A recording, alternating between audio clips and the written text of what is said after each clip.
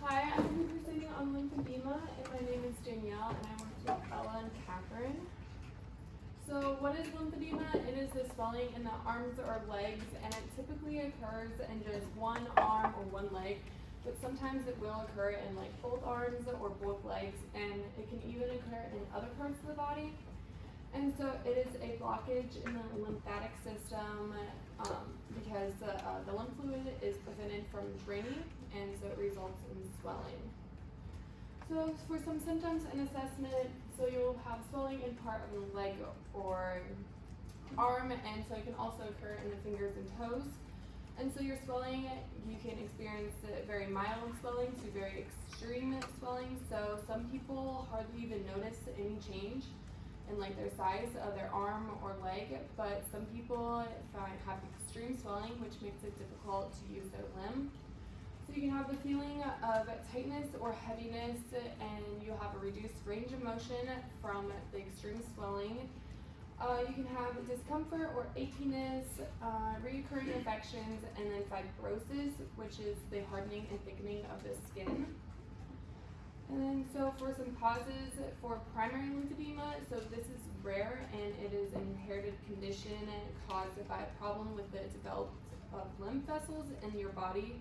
So Milroy's disease is one of the causes, which begins at infancy and causes the lymph nodes to form abnormally.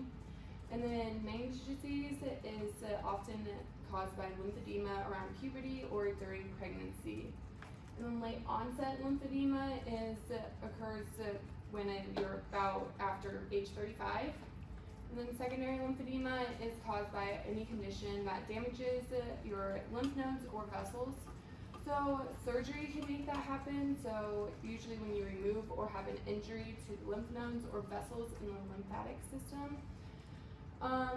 So lymph nodes may be removed to check the spread of like breast cancer, and lymph nodes may be injured during the surgery that involves blood vessels in your limbs.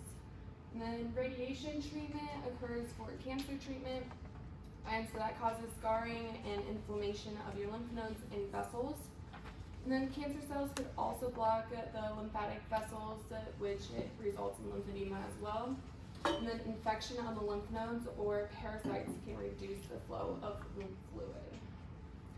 Then for diagnosis, your doctor may ask you to get an MRI scan or a CT scan so it can reveal the blockages in the lymphatic system. And then you may also get a Doppler ultrasound, which looks at the blood flow and pressure by bouncing high frequency sound waves off of red blood cells, and so this helps find obstructions. You can also get radionuclide imaging of your lymphatic system, which is when they put radioactive dye and then scan by machine. So the resulting images that they'll get show the dye moving through the lymphatic system, and it will highlight any blockages. So for some treatment, so there's no cure for this, but so we just focus on reducing your swelling and controlling the pain.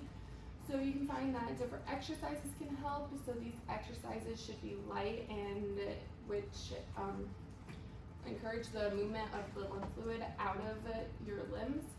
And so these exercises should not be strenuous or tire you out, and you can contact a certified lymphedema specialist or therapist to help you know what exercises to do. You can also wrap your arms and legs with a bandage from your toes to any part, and so it should be tightest around the toes and fingers and then loosen as it moves up.